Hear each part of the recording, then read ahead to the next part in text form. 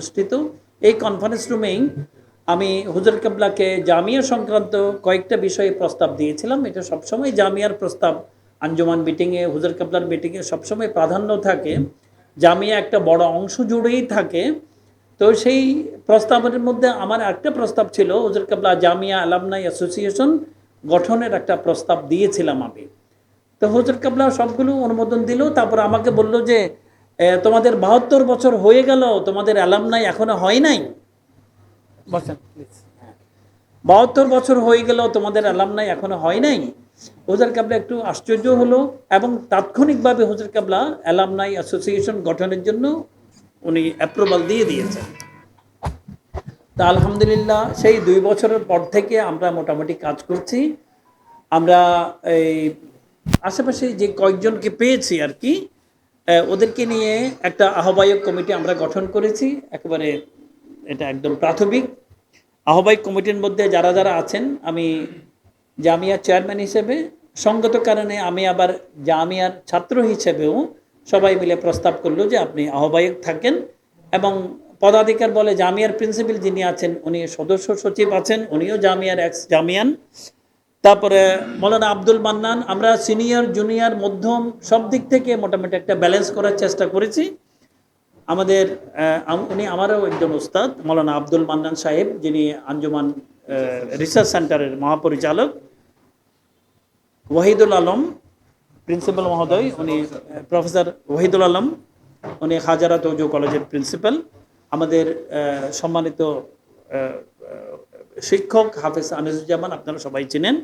আমাদের হাটাজারি কলেজের একজন প্রতিনিধি, উনি মঞ্জুর আলী তালুকদার। হাফেজ ওসমান গনি আছেন আমাদের।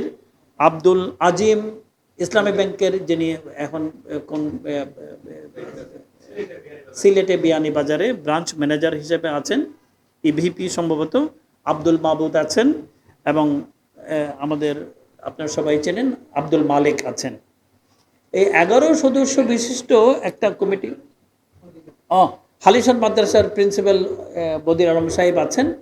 আমরা বিভিন্ন সময়ে বসেছি, ওনারা সময় দিয়েছেন। সময় দিয়ে আমরা খুব কম সময়ের মধ্যে আমরা একটা গঠনতন্ত্র তৈরি করতে পেরেছি এবং খুবই সুন্দর একটা গঠনতন্ত্র আমরা তৈরি করতে পেরেছি। এই গঠনতন্ত্র তৈরিতে আব্দুল আজিম ইবিপি উনি অনেক কষ্ট করেছেন।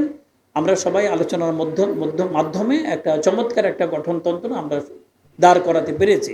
প্রথমে গঠনতন্ত্র লাগবে, সেই গঠনতন্ত্র পরের বছরের মিটিংয়ে হুজুর কেবলাকে আমি ইংরেজি ভার্সন করে হুজুর কেবলার হাতেও এই গঠনতন্ত্র আমরা দিয়েছি।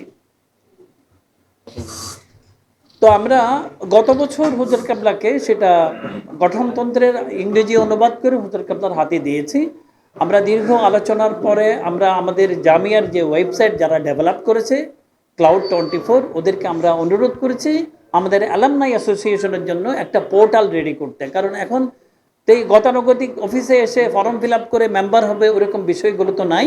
এখন অনলাইন একটা পোর্টাল আমরা রেডি করেছি। ওরা অনেক কষ্ট করে শ্রম দিয়ে একটা অনলাইন পোর্টাল আমাদের জন্য রেডি করতে পেরেছে। আমরা বিশ্বের যেখানেই থাকি না কেন আমরা অনলাইন পোর্টালের মাধ্যমে আমরা জামিয়া অ্যালামনাই অ্যাসোসিয়েশনের মেম্বার হয়ে যেতে পারবো। সেটার জন্য অফিসে আসার কোনো দরকার হবে না। তো আলহামদুলিল্লাহ আমরা দীর্ঘ প্রচেষ্টার পরে, সবার প্রচেষ্টার পরে গতকালকেও আমরা একটা মিটিং করেছি, জরুরি মিটিং করেছি। আজকের প্রিপারেশন আমরা অনেকেই দেখতে পাচ্ছি, অনেকেই আসছেন আপনারা আগ্রহ করে, কারণ জামিয়ার ছাত্রদের প্রাণের দাবি অ্যালামনাই অ্যাসোসিয়েশনের মাধ্যমে আমরা সবাই যেন ঐক্যবদ্ধ হতে পারে, আমরা যেন ঐক্য হতে পারি, আমরা একত্রিত থাকতে পারি। সেই সুবাদে আলহামদুলিল্লাহ আজকে আমরা অ্যালামনাই অ্যাসোসিয়েশনের অনলাইন রেজিস্ট্রেশনটা আমরা ইনশাআল্লাহ শুরু করতে যাচ্ছি। আপনাদের সবার মতামত চাই। আমরা প্রথমত আমরা অধিক সংখ্যক ছাত্র, প্রাক্তন ছাত্র, আমরা এটার মাধ্যমে রেজিস্ট্রেশনের মাধ্যমে আমাদের সদস্য হবে, আজীবন সদস্য হবে। এর কতগুলো প্রক্রিয়া আছে, সেই প্রক্রিয়াগুলো আমরা আমাদের ফেসবুকে অথবা এটার জন্য আমরা একটা ওয়েবসাইট গ্রুপ করতে পারি অথবা ফেসবুক পেজ করতে পারি। তুমি আমাদের অ্যালামনাই অ্যাসোসিয়েশনের একটা পেজ করে দিবা, ফেসবুক পেজ, ঠিক আছে? আচ্ছা, সেই পেজের মাধ্যমে আমরা কানেক্ট থাকবো এবং সেই পেজের মাধ্যমে আমরা জানবো যে কিভাবে আমরা অনলাইন ফর্মটা ফিল আপ করে আমরা জামিয়ার অ্যালামনাই অ্যাসোসিয়েশনের মেম্বার হতে পারি। সেখানে অনেকগুলো ধাপ আছে। প্রথমে আমাদের জামিয়া ওয়েবসাইটে ঢুকবে, ওয়েবসাইটে ঢুকলে একটা মেনু বার আসবে, অ্যালামনাই অ্যাসোসিয়েশন। অ্যালামনাইতে ক্লিক করলে সেখানে একটা পেজ ওপেন হবে। আমরা প্রথমে অ্যাপ্লাই করব, অ্যাপ্লাই করার পরে ওখানে যে কেউ তো এর মানে সদস্য হতে পারবে না, ওইখানে তাদের কোনো একটা সার্টিফিকেট দিতে হবে। এখানে আমরা সিদ্ধান্ত নিয়েছি, আমাদের ইয়ের মধ্যেও আছে, দাখিল সর্বশেষ দাখিলও হতে পারে, সর্বশেষ আলিম হতে পারে, সর্বশেষ ফাজিল হতে পারে, কামিল হতে পারে। যে কোনো একটা ডিগ্রি যদি থাকে সেটা উনি আপলোড করবেন, ওখানে উনি ছবি আপলোড করবেন, ওনার এনআইডির তথ্যগুলো দেবেন। তারপরে সেটা আমাদের অফিসে আসবে, অফিসে যাচাই বাছাই শেষে যদি প্রমাণিত হয় যে উনি জামিয়ার ছাত্র, তাহলেই ওনার জন্য আরেকটা গেট খুলে যাবে। সেই গেটটা খোলার পরে সেখানে আরও কিছু তথ্য দিতে হবে। তারপরে সর্বশেষ উনি একটা ফি প্রদান করবেন। প্রথমে 500 টাকা একটা ফি নির্ধারণ, উনি আবেদন ফর্ম আছেন। আর তারপরে এখানে জামিয়ার ছাত্র প্রমাণ হওয়ার পরে তারপরে আবার 2500 টাকা দিয়ে, মোট 3000 টাকা দিয়ে উনি আজীবনের জন্য সদস্য হয়ে যাবেন। এরকম একটা প্রক্রিয়া। সেই ধাপগুলো আমরা আপনাদের পেজের মাধ্যমে জানিয়ে দেব। তো আপনাদের অনুভূতিগুলো আমরা শুনবো। আমি আপাতত এইটুক, আপনাদের অনুভূতিটা আমরা শুনবো।